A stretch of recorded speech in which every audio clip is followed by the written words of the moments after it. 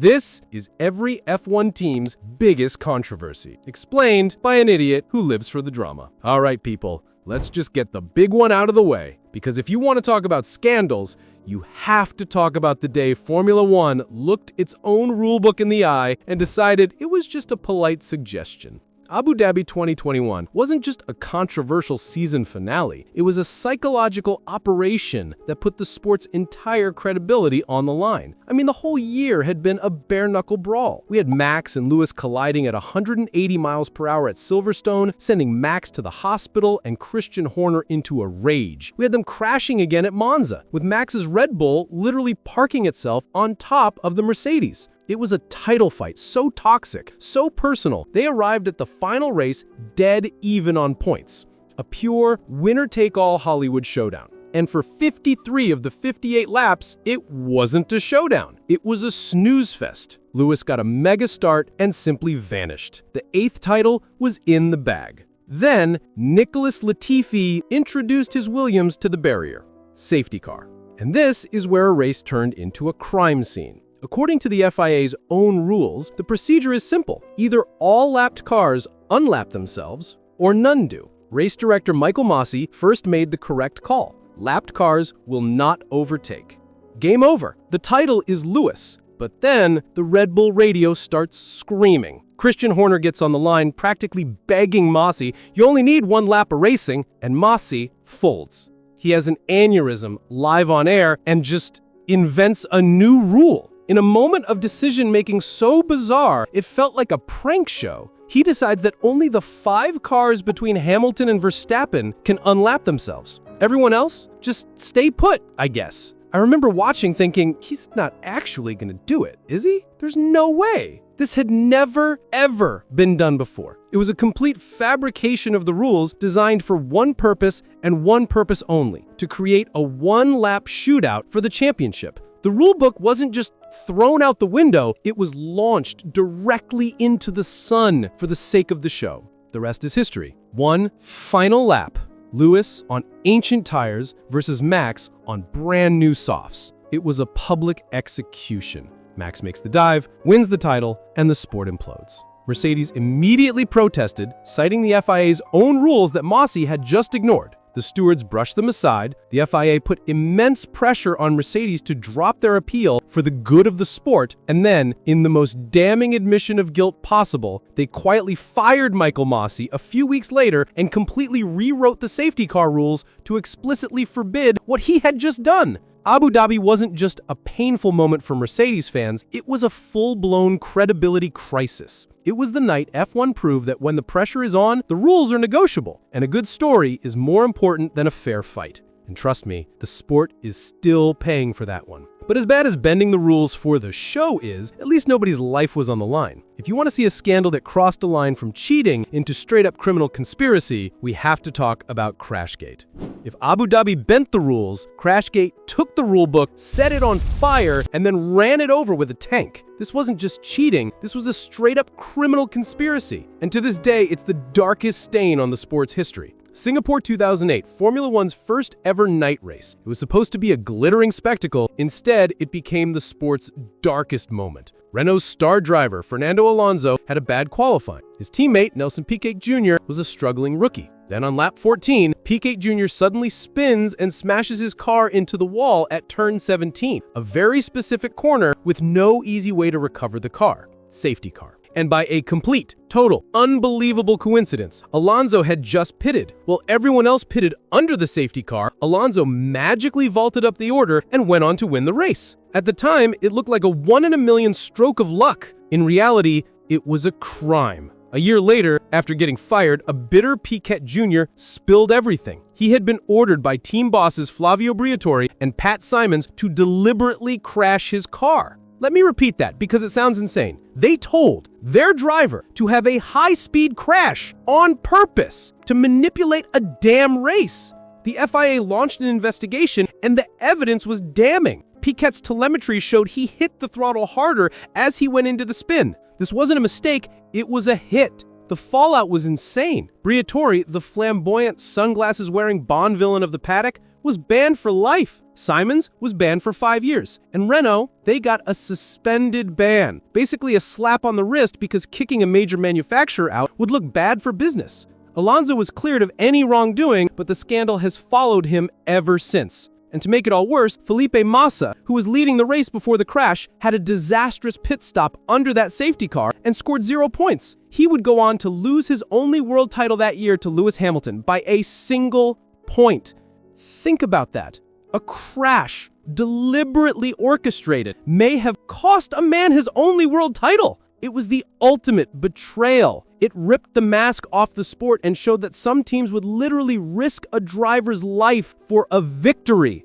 It's not just a scandal, it's evil. And as dark as Crashgate was, the year before was just as chaotic. It didn't involve a deliberate crash, but it did involve a civil war, a disgruntled engineer, and a scandal that was basically a Hollywood espionage thriller with a dose of slapstick comedy.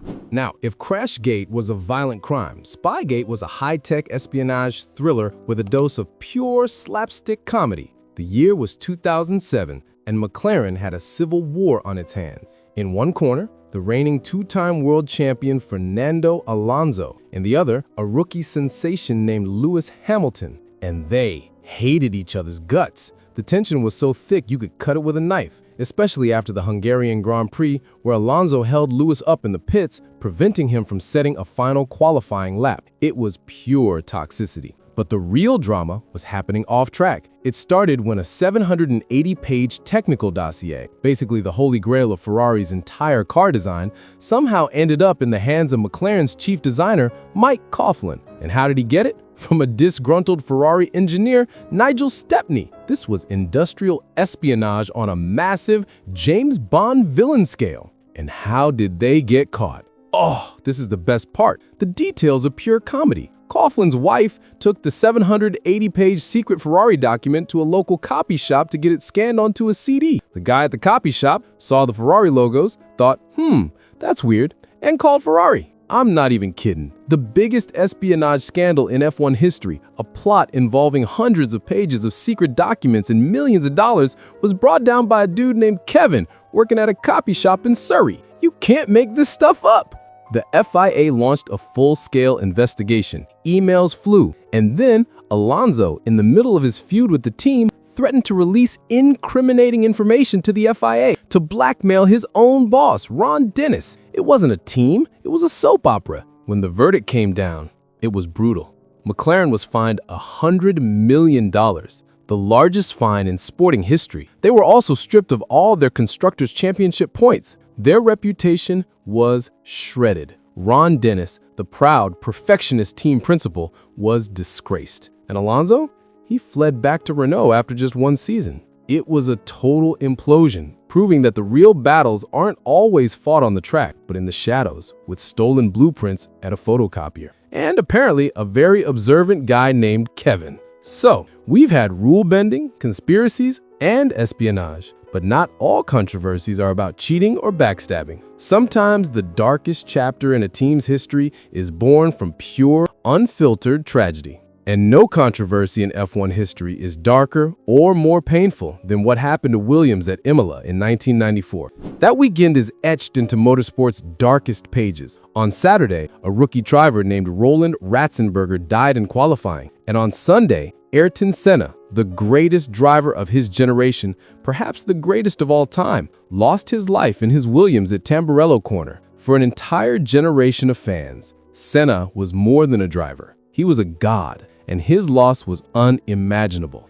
And for Williams, the tragedy instantly became a controversy. Italian prosecutors launched an investigation, believing the crash was caused by a steering column failure. The part had been modified at Senna's request for comfort, and the theory was that the weld had failed, leaving him a passenger at 190 miles per hour. Frank Williams, Patrick Head, and other senior staff were charged with manslaughter. The trial dragged on for over a decade, a torturous legal nightmare that painted Williams not as a grieving team that had lost its hero, but as a defendant. Imagine the psychological toll, mourning the death of your driver while simultaneously being accused of killing him in a foreign court. In the end, they were all cleared, and the exact cause of the crash was never proven beyond all doubt, but the damage was done. The accusations, the courtroom battles, the endless theories, It all created a permanent stain. For Williams, it was the darkest chapter in their storied history. A weekend that should have been about racing became synonymous with death, grief, and legal battles. It was a horrifying reminder that in the pursuit of speed, the ultimate price can be paid, and the scars from that can last forever. All right, that was heavy. So let's get back to the usual F1 bullshit.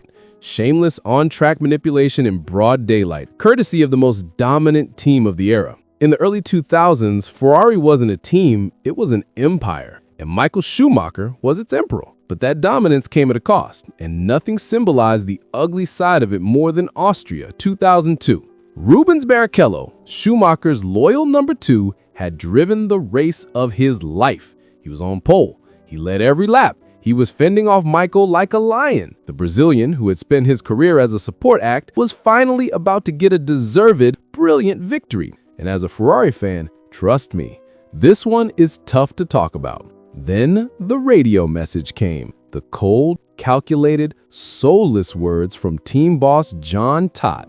Let Michael pass for the championship. It wasn't subtle. On the final straight, just meters from the finish line, Barrichello slowed to a crawl and pulled over, letting Schumacher cruise past to take the win. The crowd went insane. The booing was deafening. It was a complete and utter farce. And the podium ceremony?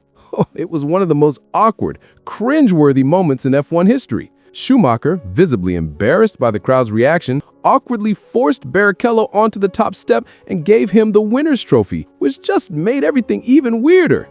It was peak second-hand embarrassment. Fans felt insulted. Team orders were an open secret, but this was blatant, shameless, and completely unnecessary. Schumacher was already cruising to the title. He didn't need the points. The FIA was furious, fining Ferrari $1 million for the podium stunt and later banning team orders altogether, a rule they would eventually get rid of again because F1. Austria 2002 became the symbol of Ferrari's ruthless, win-at-all-cost mentality. It was the day they humiliated their own driver and insulted the fans just to flex their power. It was the ugliest victory in a dominant era and a stain that, honestly, is still hard to wash off. That was a scandal of on-track dominance. But in the modern era, the battles aren't just won on the track, they're won in the accounting department. And that brings us to a scandal not of team orders, but of spreadsheets and sandwiches. If Abu Dhabi 2021 destroyed trust in the race direction, Red Bull's cost cap scandal a year later tore into the financial integrity of the sport. The cost cap was supposed to be F1's great equalizer, a hard limit on spending, like a salary cap for car parts, to stop the big teams from just out-developing everyone into oblivion. Then, in late 2022, the FIA released its audit, and the headlines hit like a bomb. Red Bull had breached the cost cap during their 2021 championship-winning season. The figure was around $2 million. And the excuses? They were legendary. Red Bull claimed it was due to things like catering costs and sick pay. Catering! But in a sport where teams spend hundreds of thousands of dollars on a new front wing, $2 million is a huge advantage. It's not a rounding error. It's like getting a 5-second head start in a 100-meter dash. Rivals like Mercedes and Ferrari were furious, calling it a fundamental betrayal. So the FIA had promised strict penalties, even hinting at stripping titles. So what did they do? They fined Red Bull $7 million, which for them is basically what Christian Horner finds in his couch cushions, and docked them 10% of their aerodynamic testing time. 10%?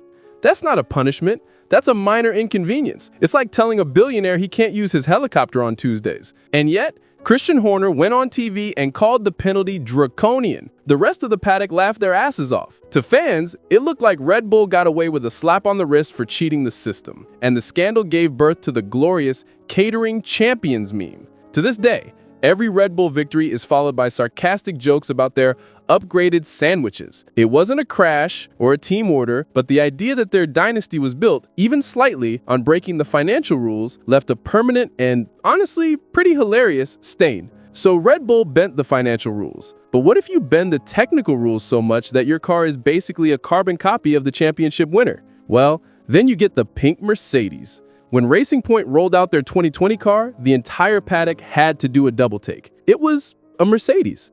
A pink Mercedes. It didn't just look similar to the championship-winning 2019 car, it looked identical. Like they'd taken the Mercedes, spray painted it pink, and called it a day. At first, people laughed, but the laughter stopped when the car started flying. A team that was usually fighting for scraps was now challenging for podiums, and the other teams lost their minds. Rivals cried foul.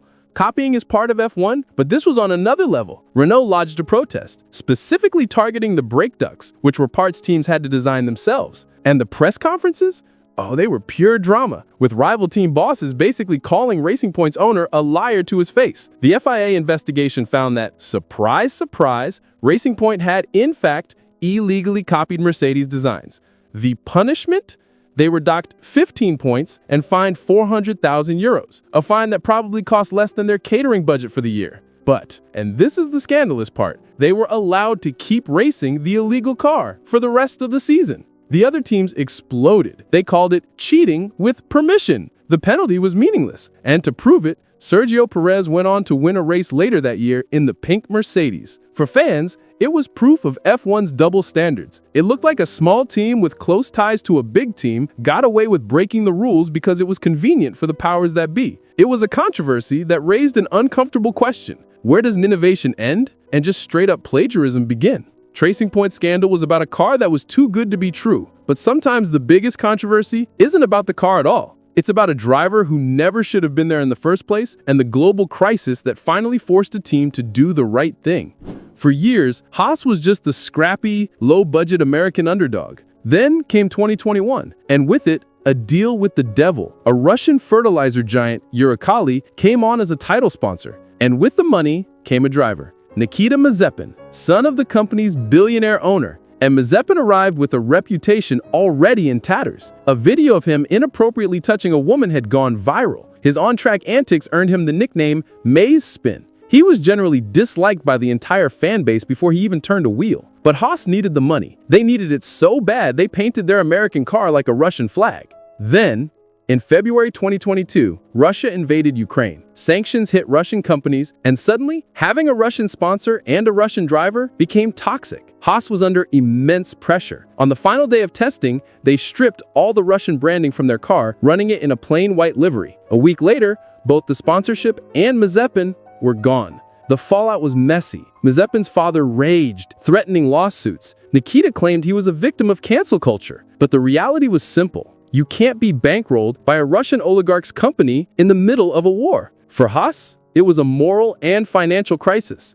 But oddly, it freed them. They brought back the Viking, Kevin Magnussen, and in the first race of the season, he delivered a miracle P5 finish. The Mazepin era was a short, embarrassing, and ugly chapter, a cautionary tale about what happens when a team sells its soul for money and gets burned by global politics. The Haas saga was about a driver deal gone wrong. But what about when a team's very existence feels like it's bending the rules? For that, we have to look at Red Bull's other team, and a controversy about what it even means to be a constructor. Back in 2007, Red Bull's junior team, Toro Rosso, found itself in a political storm. Their car looked suspiciously familiar. It was almost identical to the car of their sister team, Red Bull Racing, which had been designed by the legendary Adrian Newey. And the other teams, especially the small independent ones like Williams and Spyker, were furious. They accused Toro Rosso of being a customer car, essentially running a machine built by Red Bull under a different name. This went against the core DNA of F1, where every team is supposed to be a constructor that builds its own chassis.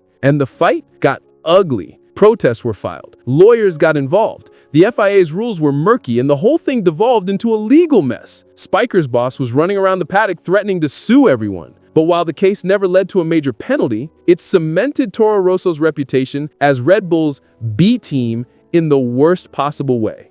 It was a controversy about the very definition of what an F1 team is supposed to be, and it proved what many suspected, that some teams on the grid were playing a different game. And Red Bull? They were just playing it better. So we've had cheating, espionage, and political drama, but there's one final category of F1 scandal. Pure, spectacular, mind-boggling incompetence. Let's talk about Sauber. Heading into the 2015 season opener in Australia, the team had a problem, a big one. They had signed 3 drivers, Felipe Nasr, Ericsson, and Guido van der Garden, for only 2 seats. How do you do that? How do you forget how many cars you have? Well, van der Garden had a valid contract promising him a drive, and when the team tried to push him aside, he took them to court in Australia the week of the race. And he won. The scene in Melbourne was a circus. A court ordered that Van der Garden must be allowed to drive, but the team's other two drivers were still preparing to race.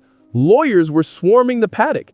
Van der Garden's team was trying to get his racing suit and super license cleared, while his legal team was threatening to have the team's cars and equipment seized by the authorities. And Sauber's defense? They argued his seat didn't fit. Haha, I'm not even kidding. It was a complete and total embarrassment. On race day, Van der Garden didn't drive. A last-minute settlement was reached where the team paid him millions in compensation for just going away. The scandal was humiliating. The team looked like a bunch of amateurs who couldn't even manage basic contracts. It was a controversy born not from malice or a desire to cheat, but from pure, spectacular mismanagement. And it was proved that in F1, sometimes the most entertaining chaos doesn't even start on the track. So there you have it, a complete catalog of F1's dirty laundry. Now the content gods have looked deep into your soul, judged your F1 sins, and have decided what rabbit hole you're going down next. Their choice is popping up on your screen right now.